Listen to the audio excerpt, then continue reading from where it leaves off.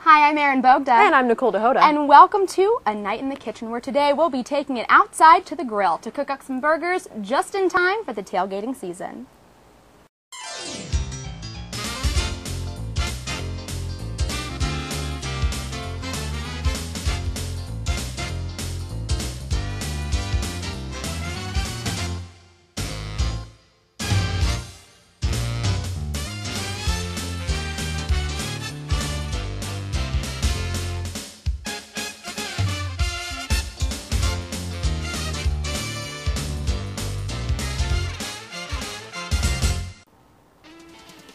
Welcome to A Night in the Kitchen. We are from Gannon University in Erie, PA, and our goal is to provide you with some fun, fast, nutritious food ideas under a $20 budget. Today we'll be cooking outside, preparing 3 different burgers that will fit your tailgating party or your college party as well. Today we'll be making the bacon blue burger, the tomato feta onion burger, and the All-American burger, which is a twist on the All-American classic burger. Now, you can cook these burgers any time of the year, as long as you don't mind standing outside in the snow by your grill, but the time that it is most appropriate for our purposes is football season. Now, football season is the time when everybody comes out of the woodwork carrying that big bowl of taco salad or that hollowed out piece of bread with the spinach dip in it. But the one thing that no football party is complete without is the classic burger. Well, in our case, a few new twists on the old classic. And you know, considering we are from Erie, Pennsylvania, a lot of times when the Super Bowl comes around, we do have to deal with snow. So we definitely need to learn how to cook these in good weather and in snowy weather, like Erie has a lot. But tailgating goes all the way back to the Battle of Bull Run. Now, whenever the battle happened, people from different sides, especially the Union, would go on the skirts of the battlefield and sit and cheer on their soldiers. They'd bring picnic baskets and a bunch of different types of food and eat just to be there for their soldiers. And now we kind of do that, but with the AstroTurf. Now, as far as the burgers are concerned, their origins lie in the need for small pieces of portable food. Like tailgating, this food found its beginning in battle. Now, Genghis Khan found the need to feed his army without stopping for a long time and dismounting from their horses. And what was the best solution? It was handheld ground patties that had been softened while placing it under the saddle to be tenderized while you were riding a horse. Now, the way we're cooking today, we're not going to be placing any meat underneath the saddle, but we will be taking that same concept formed back in 1167 and bringing it up to date. To make any one of these burgers, depending on which one you will choose, you'll be spending roughly $20 on all your supplies and seasonings, possibly less depending on what you have on hand. It's always a good idea to have a little accent seasoning to spice things up a little bit. Now, because we'll be using 98% lean ground beef, this means that our meat will be 98% lean with only 2% fat. Now, there are typically about 700 calories in 1 pound of ground beef, which means there are about 150 calories per serving.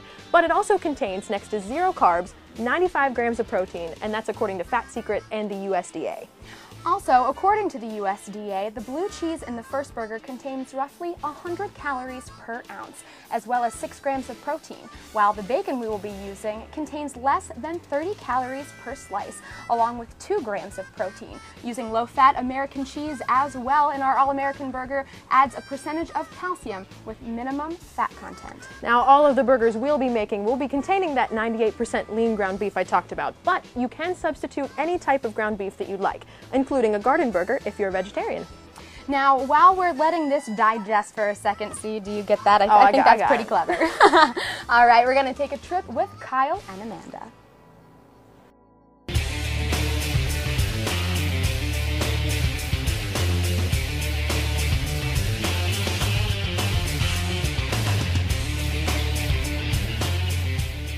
Hey, it's Kyle, and we're out here at the Gannon University field. And, you know, when you think of football, what do you normally think of?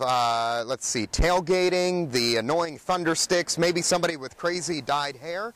But do you think about the concession stand? Well, maybe not always. So today, we're going to go behind the scenes at the concession stand here at the Gannon University field. For the concession stand here for the football games, normally what I do is I get here probably 3 or more hours prior to the gates opening.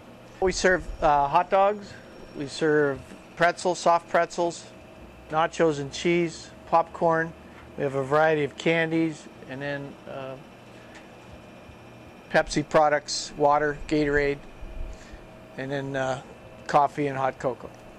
On an average game, I could probably go through 100 to 150 hot dogs and maybe 100 or more pretzels. Wow. All the workers are the various athletic teams. And then any money that we make goes back to their specific teams. Hot dogs we get from Smith's, which is local because there is no other hot dog. I enjoy doing it, getting to know the student athletes, and you know, I'm a Gannon alumni myself, and I've been doing this here now for about 10 years, and I really enjoy. The next time you head out to a football game or a basketball game and you grab that hot dog or maybe a hot cup of cocoa, just think about all the work that Tom and his crew puts into the concession stands here at Gannon University. From the Gannon field, it's Kyle and Mandy for A Night in the Kitchen. Welcome back. Now let's start getting everything together that you'll need to make these fabulous burgers. Now for these burgers, you'll need several things, and no matter which one you'd like to make, you're going to need your 98% lean ground beef and your whole wheat hamburger buns if you'd like to make them following our recipes. Now keep in mind though that you can switch out either of these things if you have a different preference, like a vegetarian sway, or if you'd like white buns. So does that mean I can also use turkey burger too? Sure, absolutely. All right, that's what I like to hear. But for the variations we'll be making today, these are the ingredients you will need. You will need whole wheat hamburger buns and 98% lean ground beef, as Nicole said earlier. There we go. Also, for the all-American burger, you will need barbecue sauce, onion, and American cheese. For the tomato onion feta burger, well, that's just it. You'll need tomato, onion, and feta. And finally, for the bacon blue burger, you will need small strips of bacon and blue cheese crumbles. There you go. And as Nicole is getting this all out, so you can have a visual of what you'll need. Now, although the main ingredient in each burger is the same, each will have a very distinct taste based on whatever is stuffed inside. Now, the bacon and blue cheese gives the burger a sweet, meaty flavor while adding a little bit of a bite from the blue cheese. And you'll have in your salad in the second burger with the mixed flavors of tomato, onion, and feta cheese. And if the classic cheeseburger is what you're after, then you'll definitely want the all-American burger at your tailgate party. All right, and for these burgers, there's a couple utensils we will need. We'll need a small pan for cooking our bacon because we don't want to cook that on the grill. Obviously, we'll need the grill itself. We will need a knife and a small cutting board to cut up our tomato and onion. And of course, as always, paper towels. There we go. Now, when you're cooking for a tailgate party, simplicity is key. Now, you don't want to be stuck in the kitchen or behind the grill all afternoon because that would obviously ruin the game. Now, preparation is short. And remember, the tailgate is about the game, not all about the food. Although, the food does tend to help, so. Well, make sure you wash your hands too, because as we are working with ground beef, well, you can use your hands or you can use a simple tablespoon if you want to make a little indentation in the center of your burger to hold all of the ingredients. As I know, some people are kind of grossed out by the feel of burger meat. They think it gets a little Halloweenish on them. So we're going to try and stay away from that today and use our teaspoon. All right, now take a moment to finish deciding which burger you want to make, or if you want all three of them, and get everything you'll need together. Now, we'll be right back, but first, let's take a trip over to Met's on Gannon's campus with Lisa and Joe. Thanks, Nicole and Aaron. Hi, I'm Lisa Lampersky here at Met's Dining Hall, where I'll be talking with Joel Young, Executive Chef of Met's Dining and Associates. He's going to tell us today how he keeps a campus of over 3,500 people happy, healthy, and most of all, fed. Mr. Young?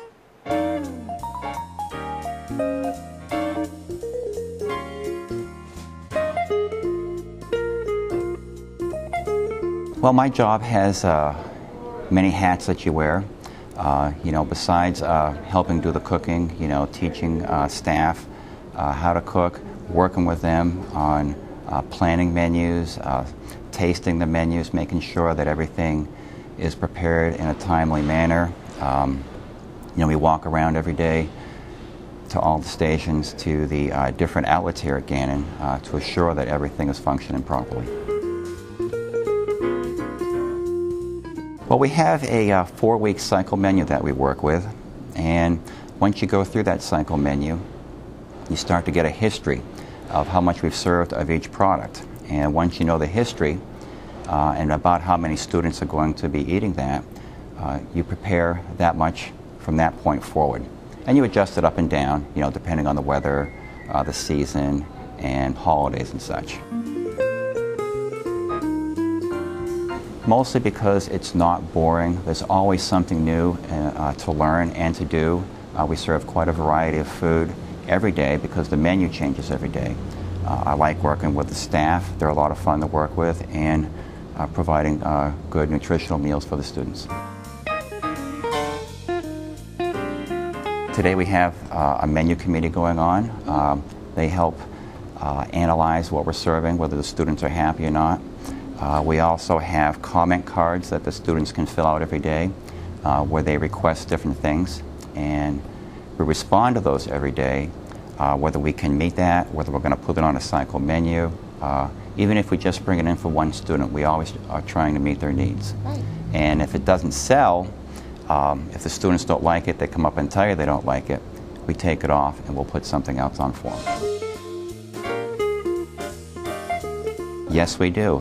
In fact, our local provider, Jerry Lou, they source locally.